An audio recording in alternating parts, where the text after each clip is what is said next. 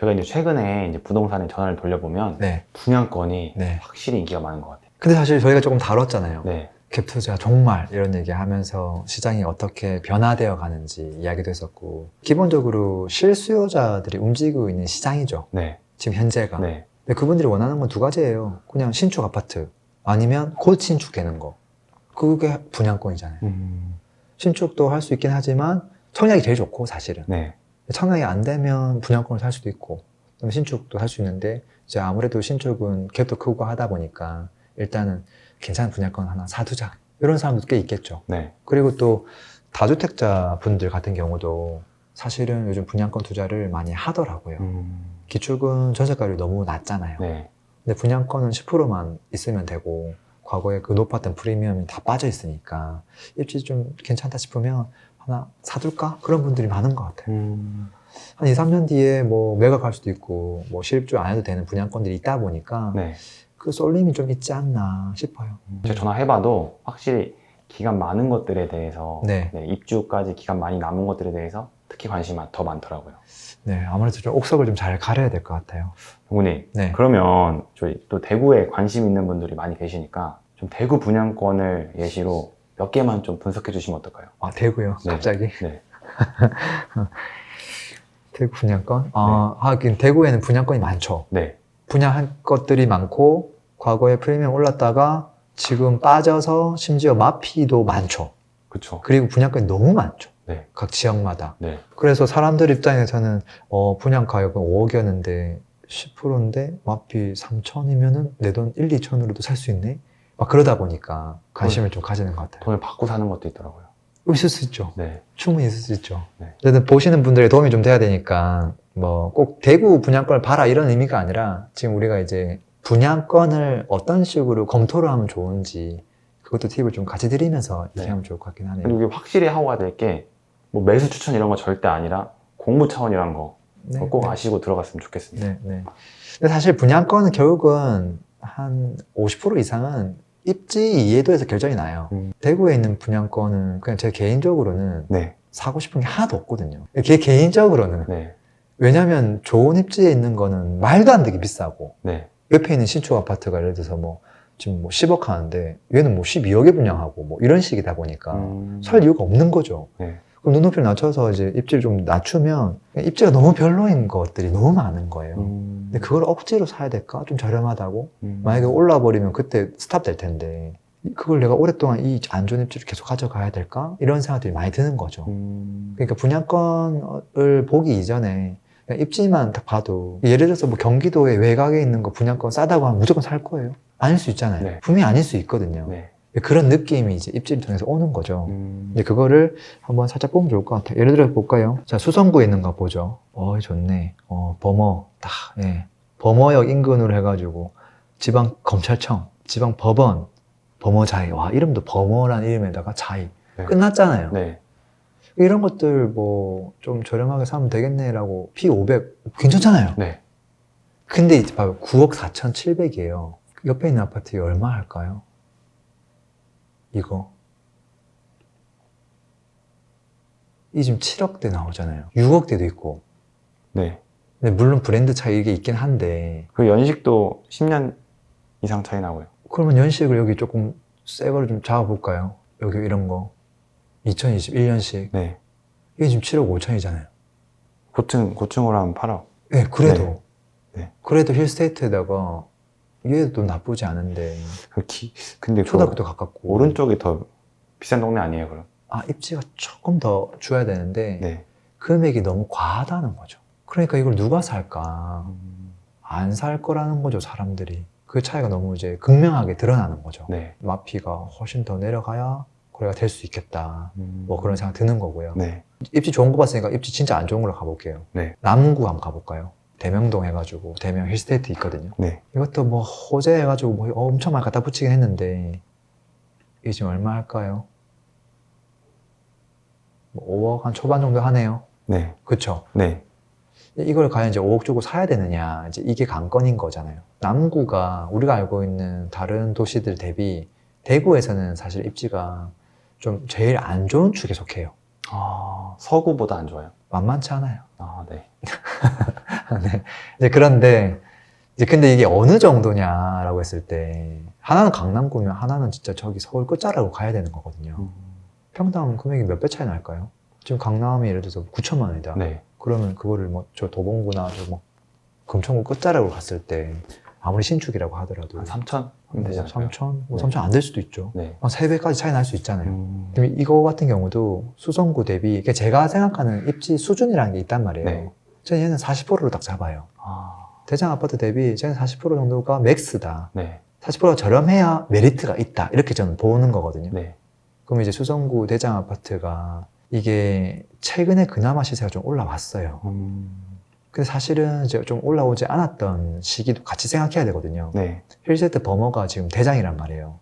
얘가 지금 10억이 깨졌다가 지금 다시 쫙 올라왔거든요. 여기 뭐 10억이 깨졌거든요. 네. 이렇게 하다가 지금 최근에 나와 있는 매물들은 이제 뭐 13억 가까이 나와 있어요. 여기에 따라 지금 평당가 금액이 굉장히 차이가 크죠. 네. 그러면 이게 만약에 10억이었던 시절에는 이게 지금 3천 시대죠. 네. 여기에 40%가 적정 금액이에요. 저 아파트는 평당 1200 하면 딱 적당하구나. 내가 싸게 산 게 아니구나. 근데 이게 지금 13억까지 올라왔잖아요. 맞아요. 이렇게 하면 내가 5억 2천 주고 사면 완벽하게 정가해 주고 사는구나 라는 거거든요. 근데 지금 저 아파트가 얼마였어요? 5억 한 3천? 5억 1,700, 5억 2천 했잖아요. 아, 이게 버머가 지금 다른 애들은 아직 시세가 많이 안 올라왔단 말이에요. 네. 버머만 조금 더 올라온 상태예요. 네. 근데 되게 점수를 잘 준 거죠. 그렇게 했을 때 이 가격이 똑같은 거거든요. 네. 그러니까 얘를 사야 될 이유가 없는 거죠. 정가니까. 정가에 입지 안 좋은 걸 왜 사야 될까? 결론 금방 나오잖아요. 네. 그것도 사실은 지금 버머가 최근에 올라온 걸 감안해줘서 그렇게 되는 거거든요. 다른 아파트들은 아직 지금 그 정도까지 다 안 올라갔어요. 그래서 이게 입지가 안 좋으면 가격 메리트가 확실하게 있어야 되거든요. 네. 그래서 별 의미가 없구나 이런 것들을 알 수 있는데 여기서 입지를 모르면 이게 혹하고 넘어가죠. 야, 대구 광역시에 이름만 들어도 남구, 사실 다른 광역시 남구 다 좋거든요. 네. 남구에 5억이면 정말 저렴한 거 그것도 아니에요? 힐스테이트. 거기다가 지금 뭐 청주나 이런 데도 다 이렇게 해도 그냥 잘 되는데 네. 이게 이제 입지에 대한 이해도인 거예요. 음. 그게 이제 대장 대비 이게 뭐 70%, 60% 입지가 아니라 40% 밑으로 내려가야 되는 입지다라는 거거든요. 그럼 중간 단계 없을까요? 중간 단계 있죠. 좋은 거하고 나쁜 거 있으니까 중간. 네, 이제 중간을 한번 볼까요? 네. 중간으로 가면 어디로 가야 되냐면 원래는 이제 청라 언덕역 이런 데 가야 되는데 여기 이제 분양권이 다 사라졌어요. 입주를 해버렸거든요. 그래서 어디로 가야 되냐면 죽전으로 가야 돼요. 딱 해서 어디까지 죽전역으로 여기 이제 분양권이 아직 남아있죠. 자, 이런 친구들은 어떻게 되냐, 얘가 50% 수준이에요. 그러니까 남구가 40%라고 했죠. 네. 죽전은 수성구 대장 대비 50%면 적당해요. 음. 50%인지를 보면 되는 거예요. 네. 근데 여기도 죽전에서 대장이 현재는 빌리브 스카이거든요. 네. 얘가 이제 입주를 해버렸어요. 그래서 얘가 50%인지를 계산한 다음에 네. 이거보다 안 좋은 친구들 있죠. 네. 거기서 가격을 내리면 돼요. 가격을 가격 까면 돼요. 이게 먼저 정상인지를 보고 얘가 저평가라고 하면 나머지 거 저평가인 거고요. 네. 나머지 거 평가해보면 되거든요. 이 친구 얼마 할까요? 아까 우리가 대장 기억하나요? 버머, 시세트 버머가 13억이라고 보면 거의 4천만 원 한단 말이에요. 네. 그럼 얘가 한 2천만 원 정도 하면 적당한 가격을 유지하고 있는 거고요. 네. 그것도 비싸면 조금 가격이 비싼데 호가를 좀 높여서 내놨네, 이제 그런 것도 인식할 수 있거든요. 지금 이게 물건이 잠긴 지가 얼마 안 됐어요. 그러니까 금액이 자기가 내놓고 싶은 가격을 내놨겠죠. 네. 이거 보면 평당가가 2,400이죠.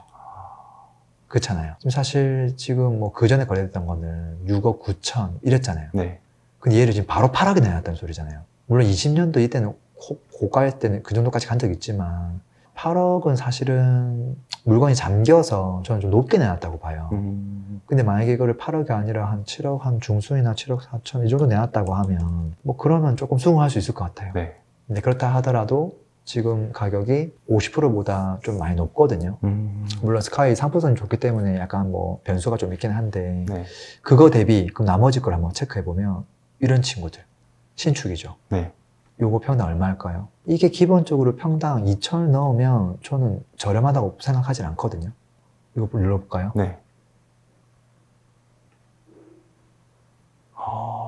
이게 지금 1800. 1,800 정도 하죠. 네. 자, 그러면은 이제 이 친구가 갖고 있는 입지 장단점을 판단을 하는 거죠. 네. 지금 여기 죽전역에서 2,000 정도가 신축이고 그리고 아까 힐스테이트에 준하는 그런 브랜드에 좀 모나는 게 없어야 되는 거거든요. 네. 근데 이제 이 친구는 보면 이제 세대수가 200세대밖에 안 되잖아요. 그 다음에 효성 해링턴이잖아요. 네. 그럼 여기서 또 5%, 10%도 까야 되는 거예요. 네. 그럼 평당 2천에서 제가 봤을 때 몇 프로 까야 될까요? 최소 10%, 20% 까야 되겠죠. 네. 그러면 이게 적정 가격이 평당 1,600, 1,800 사이가 적당하구나. 기가 막히게 또 적당한 가격이네요. 그게 왜 그럴 수밖에 없냐면 이 죽전역의 입지의 최고치를 잡았을 때 그게 평당 2,000에서 왔다 갔다 하는 거예요. 거기에서 지금 약간 상품성, 세대수, 브랜드를 가지고 깔 수밖에 없잖아요. 그러면 딱 그 가격이 나오는 거예요. 그래서 야, 이게 아무리 마피가 있다 하더라도 그렇게 저렴하게 산 건 아니다. 이렇게 또 결론이 나오거든요. 손이 안 가는 거죠. 저희 전국곡 계속 하고 있잖아요. 네, 그거랑 또 비슷한 결과 나오네요. 그렇죠. 아, 너무 신기하지 않아요? 네. 입지를 우리가 전국곡 통해서 잘 공부해두면 그냥 딱 보자마자 적정 가격이 머릿속에 바로 떠오르거든요. 그거 보고 상품성이 너무 괜찮은데 그럼 플러스 5%, 5% 하다 보면 이건 사야 되겠다 이렇게 판단 들겠죠. 역으로. 근데 요새는 그 찰나의 순간이 엄청 빠르게 없어지는 것 같아요. 랭구님, 그럼 네. 아무튼 지금 분양권에 사람들이 관심이 많잖아요. 네. 그럼 랭구님 스타일이 항상 그 다음에 흐름에 갈 거에 먼저 가 있으시잖아요. 네. 다음에는 사람들이 어디에 관심을 가질까요? 이거는 사실 정해져 있어요. 네. 뭐 10년 전도 마찬가지였고 제가 뭘 빠르게 움직이는 건 아니고요. 항상 흐름은 그렇게 할 수밖에 없는 게 지금 이제 청약시장이 좋아지잖아요. 네. 그러면 그 다음에 어떤 종목이 좋아질 수밖에 없을까? 항상 종목으로 먼저 빠르게 이동해요. 그 지역 내에서. 네. 서울의 청약시장 좋잖아요. 네. 이게 만약에 완판되고 프리미엄도 갑자기 뭐 저기 그 둔촌주공 뭐 네. 이런 것들 네. 뭐 지금 거래가 잘 안 되고는 있지만 어쨌든 막 프리미엄 높여서 내놓고 있다 뭐 이런 이야기가 자꾸 소식이 들리잖아요. 네. 근데 그러다 보면 옆에 있는 신축 아파트가 들썩들썩 거리게끔 돼 있어요. 근데 이제 신축이 움직이면 또 누가 움직이냐면 또 조금은 분양권보다 시간이 더 걸리지만 또 미래 신축이 될 수 있는 재건축, 재개발이 또 움직이죠. 네. 걔가 움직이면 다시 분양권이 움직이고 또 신축도 움직이고 걔네들이 도돌림표예요. 다 종목별로. 네. 그렇게 가고 그게 이제 입지 좋은 곳에서 안 좋은 곳으로 쫙 퍼지죠. 그렇게 이해하면 돼요. 그리고 이제 광역시나 이런 것들은 워낙 지역들이 멀리 떨어져 있기 때문에 그 소문이 그렇게 빠르지가 않아요. 네. 건너 흐름이 오죠. 이제 어디부터 흐름이 갈 건지 이제 그런 것들도 지역에 대한 흐름도 좀 체크해 보면 좋지 않을까 싶습니다. 아, 랭구님, 그럼 네. 분양권이 확실히 움직이면 과거에도 그렇고 지금도 그리고 앞으로도 재개발, 재건축, 네, 신축 이렇게 또 흐름이 갔다가 다시 분양권 갔다가 도돌이표가 된다 말씀이신 거죠? 맞아요. 그거 할 때 뭐 조금 더 우리가 이제 생각을 한다면 몇 가지가 만족되는 곳들을 더 관심 있게 일단 보면 좋을 것 같아요. 청약시장이 확실히 그 지역이 좋은지 네. 체크 한번 해볼 수 있겠죠. 네. 제가 3개월 동안 청약 경쟁률만 봐도 될 거예요. 그 다음에 그 분위기가 인근 신축으로 달라붙고 있는지도 체크를 할 수 있을 거예요. 왜 거래가 올라가면서 거래가 되고 있는지를 딱 보면 되거든요. 네. 근데 그게 만족이 되는데 거기에 미분양이 없으면서 한 가지 더 좋은 게 전세 매물이 많이 사라지고 있다면 이제 그 말은 전세가 되게 안정화되고 있다는 소리잖아요. 네. 그럼 매물이 귀해지면서 결국은 또 다시 매수세로 이동할 가능성이 높으니까 그게 겹쳐지는 지역들 그런 지역들 관심을 좀 가지면 어떨까 싶습니다. 네, 알겠습니다. 오늘도 들어줘서 감사합니다. 행복한 하루 되세요. 피스.